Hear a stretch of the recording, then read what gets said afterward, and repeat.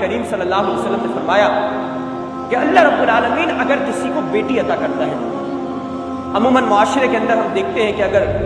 کسی کا بیٹا ہوتا ہے تو وہ پھولے نہیں سماتا، بہت خوش ہوتا ہے کہ مجھے مذکر اولاد ملی ہے اور وہ میرا بعد میں آگے چل کر سہارا بنے گی، یعنی وہ ایک ایسی کیفیت سے دوچار ہوتا ہے کہ انتہائی خوشی کے عالم میں۔ لیکن اگر بیٹی پیدا ہو جائے تو چہرہ اس کے اوپر کچھ غمزدگی کی کیفیت ہوتی ہے کہ میں اسے پالوں گا، اسے بڑا کروں گا، یہ میرے لیے بوجھ بنے گی، اور پھر جب میں اسے بیاہوں گا اتنا خرچہ کرنے کے بعد اور پھر بہت سا سامان دے کر اسے رخصت کروں گا تو یہ تو میرے کسی کام نہیں آئے گی۔ تو یہ غلط ذہنیت ہے جو عموماً آج کل ہمارے معاشرے کے اندر پنپ رہی ہے۔ میرے پاس ایک مرتبہ جامعہ حنیفیہ میں دارالفتہ میں ایک خاتون آئی اور خاتون کو انتہائی رو دھو کر اپنا مسئلہ بیان کر رہی تھی۔ اس نے مسئلہ بیان کرتے ہوئے کہا کہ میرا نکاح فلاں سال ہوا، اس کے بعد پھر میری پہلی بیٹی ہوئی، تو میری بیٹی ہوئی تو میرے شوہر نے مجھے بہت زیادہ مارا پیٹا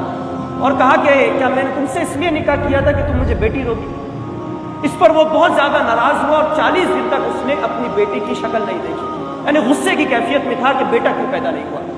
اور پھر وہ خاتون اس لیے رو رہی تھی، وہ کہہ رہی تھی کہ اب دوبارہ سے میں حاملہ ہوں اور مجھے دوبارہ سے بچہ ہونا ہے، اور میرے شوہر نے معلوم کروایا اور ڈاکٹر نے مجھے بتایا کہ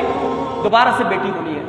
تو اب وہ بار بار اس بات پر اصرار کر رہا ہے کہ اسقاط حمل کروا لیا جائے، ابورشن کروا لیا جائے اور اس بچی کو گروا دیا جائے، میں بچی کو نہیں پالوں گا۔ یعنی لوگ اس قدر نفرت بیٹیوں سے کرتے ہیں۔ تو نبی کریم صلی اللہ علیہ وسلم نے فرمایا کہ اگر اللہ رب العالمین نے کسی کو بیٹی دی، 1 بیٹی، 2 بیٹی، 3 بیٹی، اور وہ اس پر صبر کرتا ہے اور ان کی اچھی اور بہترین تربیت کرتا ہے، تو قیامت کے دن اگر اس شخص کو جہنم کے اندر، ان والدین کو جہنم کے اندر بھیجا جا رہا ہو تو اس کی وہ بیٹیاں وہ جہنم کے آگے پردہ کی صورت اختیار کر لیں گی اور پردہ بن جائیں گی اور اس کو، اپنے والدین کو، وہ جہنم میں جانے سے روک دیں گی۔ یعنی یہ بیٹیاں، یہ بھی اس پر صبر کرنا، یہ بھی اللہ رب العالمین کی ایک رحمت ہے اور نعمت ہے۔